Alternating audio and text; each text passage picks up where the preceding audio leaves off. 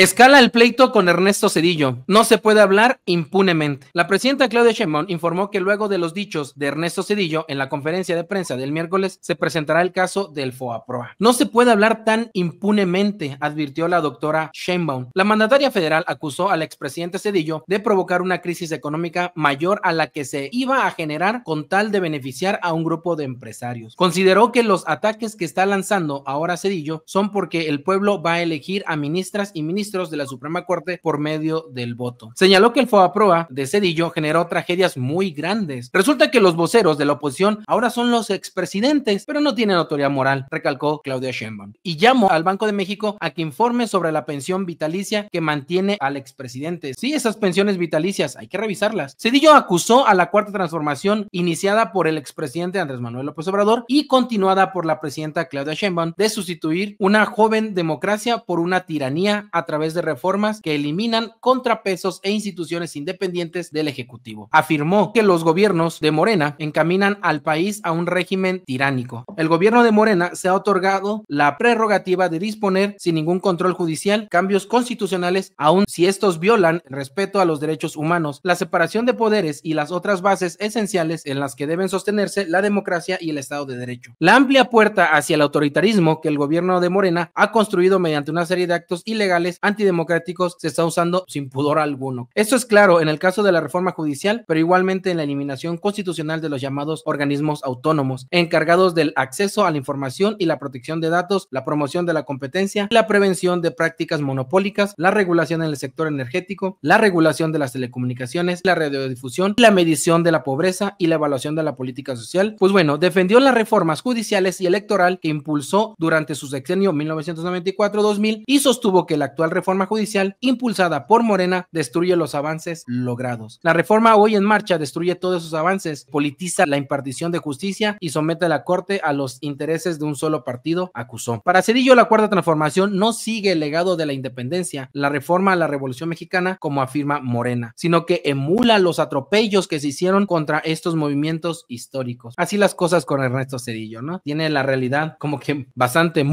pero muy alterada. O más bien yo me pregunto, ¿este señor alguna vez vivió en la realidad? No, y ya se lo dijo la doctora Claudia Sheinbaum hoy en la conferencia matutina, no se puede hablar tan impunemente, porque eso es lo que está haciendo ahora el expresidente Ernesto Zedillo, que sumió en una tremenda crisis a este país desde que comenzó su sexenio allá en diciembre de 1994, y a partir de ahí pues se vino una catástrofe realmente financiera y económica para México. Lo explicaba hoy la propia presidenta Claudia Sheinbaum, hubo cientos, si no es que miles de familias que no pudieron pagar ya sus casas, sus créditos, sus automóviles, en fin, de verdad que fue catastrófico el sexenio de Ernesto Zedillo, y ahora sale tan campante a hablar y a vociferar y a criticar y a denostar al gobierno de la Cuarta Transformación, y no se trata aquí de defender al gobierno de la 4T, pero sí de decir de qué cinismo tiene este señor Ernesto Zedillo de andar diciendo lo que escribe por ahí, ahora en letras libres, en cartas públicas, en fin, está como que muy activo, y uno se pregunta, ¿y por qué en este momento sale Ernesto Zedillo a decir tantas cosas? ¿Cuál es el objetivo?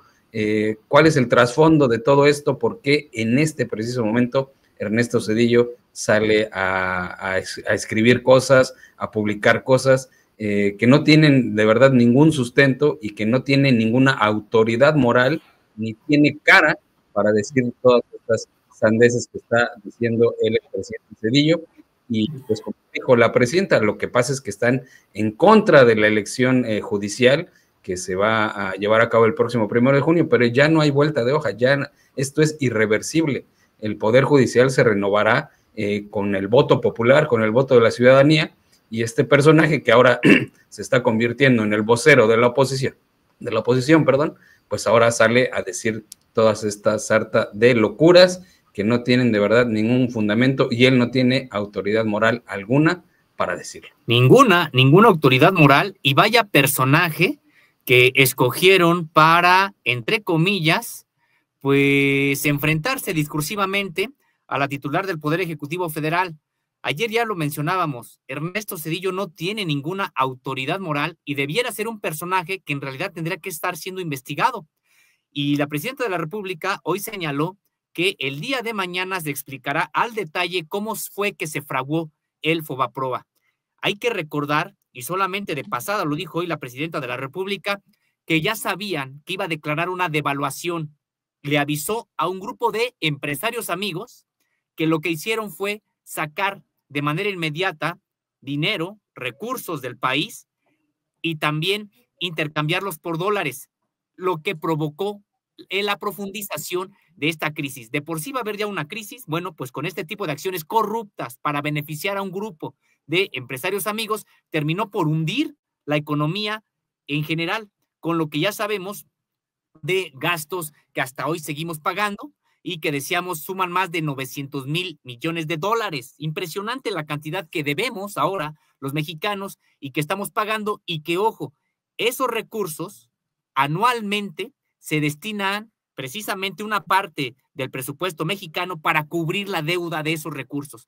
Por eso no podemos disponer de todo el presupuesto que se genera año con año, y esto es importante que la propia población lo conozca, porque uno pudiera decir, bueno, y esa deuda pues a lo mejor a mí no me afecta, ¿no? Esa deuda se sigue pagando el día de hoy vía los propios impuestos que pagamos todos, entre todos. Entonces, decíamos, es impresionante e impresentable este personaje, y Claudia Sheinbaum por eso decía que mañana se hablará del Fobaproa, pero también nada más de pasada se recordó que Ernesto Zedillo pues tiene un pasado que lo vincula, bueno, pues tiene que ver precisamente con su esposa.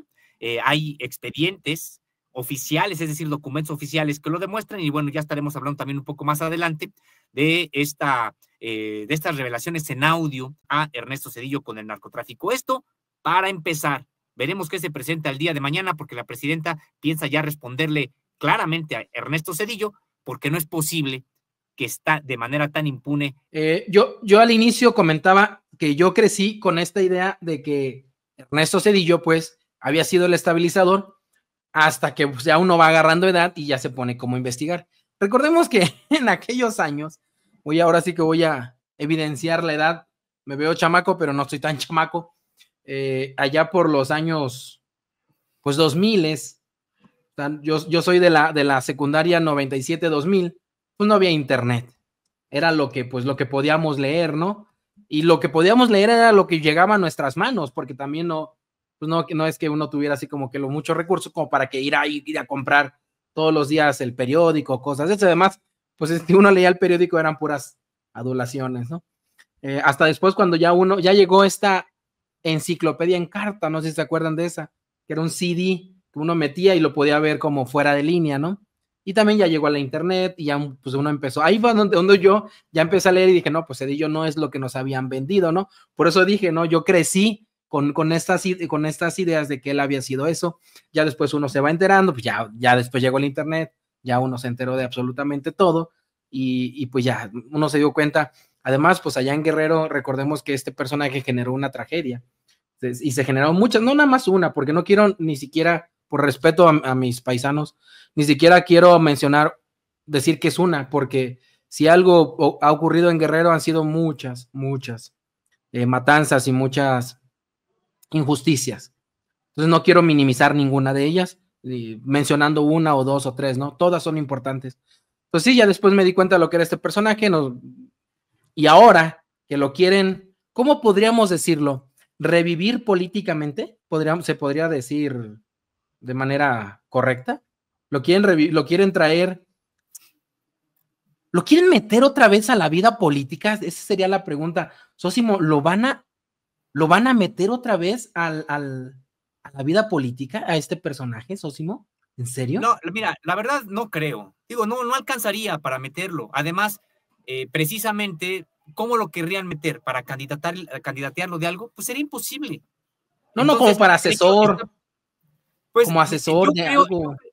Pues más bien yo creo que lo están utilizando porque consideran, entre comillas, a esta impresionante también incapacidad de analizar la realidad, pues ellos les da para decir que es un personaje que tiene, no sé, prestigio, que tiene autoridad moral, y por eso lo ponen a hablar. De hecho, hoy es lo que comentaba la presidenta de la República. Resulta que, bueno, Vicente Fox pues dice cada realmente perdonen, pero cada tontería que dice Vicente Fox cada que habla, que incluso avergüenza a los propios panistas y a las propias personas, digamos, de la oposición de derecha, y que también es otro personaje que no genera ningún tipo de simpatía con lo que señala. Entonces han estado buscando quién, Salinas, y resulta que dijeron, mira, tenemos a Zedillo, y Zedillo es un personaje, entre comillas, estabilizador de México, pero porque ellos se creyeron la propia propaganda que siempre generaron. Nunca fue estabilizador de nada, hundió al país totalmente. Y tú te referías, estimado Roberto, a las masacres en Guerrero, y yo creo que sí, al menos hay que señalar dos que trascendieron las fronteras, Aguas Blancas y Acteal, donde se utilizaron a las Fuerzas Armadas y a policías estatales para asesinar. Hubo videos, hubo información que de manera importante se pudo sacar, se pudo presentar ante la opinión pública, y fue así como ya no quedó la versión que ellos estaban promoviendo, la de personas delincuentes que atacaron a las Fuerzas Armadas o a la Policía Estatal, y tuvieron que responder con, en el caso de Aguas Blancas, 22 muertos. En el caso de Acteal, no recuerdo ahorita exactamente la cifra, alrededor de 8 o 9, pero que en realidad, bueno, pues se pudo acreditar que fue una agresión fuera de la ley, tanto del ejército como de las policías. Y sí, recordar lo que pasó en el Charco, lo que comentas, estimado Roberto, no fueron las únicas agresiones contra el pueblo guerrerense durante este sexenio. No, y es que, digo, aquí uno podría sacar un listado y no acabaría uno nunca. Gracias por recordar lo que ocurrió en Guerrero, mi tierra. Pero también como ustedes saben, en Guerrero hay muchos cerros, ¿no? Y la gente literal vivimos en los cerros, ¿no? Entonces, muchos desaparecidos que nunca trascendieron, pues estos que se mencionan son los que trascendieron, ¿no? Pero hay muchos que no trascendieron.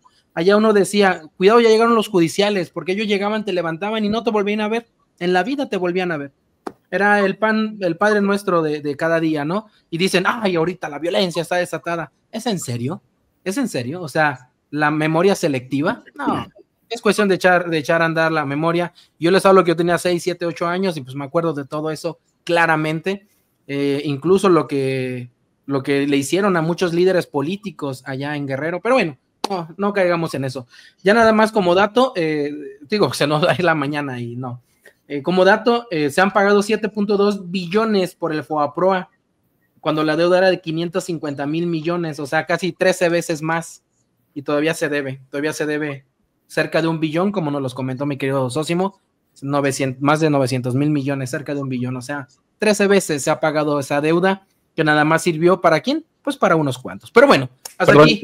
Nada más, ¿y cómo se atrevieron a desempolvar a este personaje? Porque estaba ahí en el olvido, viviendo en Estados Unidos, dando sus clases en Harvard, por allá, y de repente ya apareció de pronto de nuevo en la vida pública, lo desempolvó la oposición, dizque para ser su vocero. Ahora, pues vaya personaje al cual recurren para tratar de sacar el agua el cuello sobre el agua, porque se están hundidos en la oposición, y ahora resulta que se apegan a este personaje que fue un desestabilizador y que se vendió como el gran demócrata por la transición en aquel año 2000, cuando llegó Vicente Fox a la presidencia, pero ya también lo contó la presidenta y lo dijo también Francisco Labastida, quien fue el candidato entonces del PRI en aquel año, que fue Zedillo el que pactó con el gobierno de Estados Unidos aquella transición y que de democrática no tuvo nada.